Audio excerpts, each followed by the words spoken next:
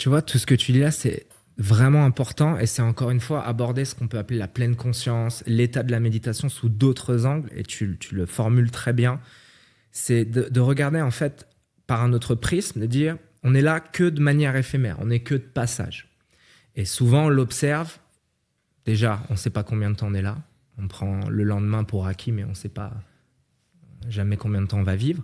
Et puis on observe souvent des personnes en fin de vie. Les deux grands regrets, c'est je n'ai pas fait ce que j'aimais réellement dans la vie et je n'ai pas passé suffisamment de temps avec les personnes que j'aime.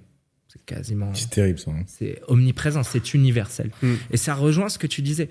C'est-à-dire que si on ne comprend pas donc ce fonctionnement du corps et de l'esprit et qu'on ne développe pas le mode d'emploi par plus de présence, par plus de conscience, notre vie, elle va défiler devant nous et on va être juste un spectateur, une forme de pantin complètement animé par ce système automatique qui est le fruit de notre conditionnement. Donc ce fameux ego, cette fameuse pensée, mais qui est censé bien fonctionner. Mais si on n'en prend pas soin, on parlait d'hygiène comme celle du corps, la méditation, c'est une hygiène spirituelle, prendre soin de l'esprit. Et comme tu l'as dit, il faut pouvoir l'entretenir parce que c'est un état, comme n'importe quel état de corps, comme n'importe quel jardin, si on n'en prend pas soin, ça déraille tout seul. C'est normal. Si tu prends pas soin de ton corps, ton alimentation, de ton sommeil, de ton entraînement, forcément ta santé elle va être impactée. Ta conscience, c'est exactement la même chose.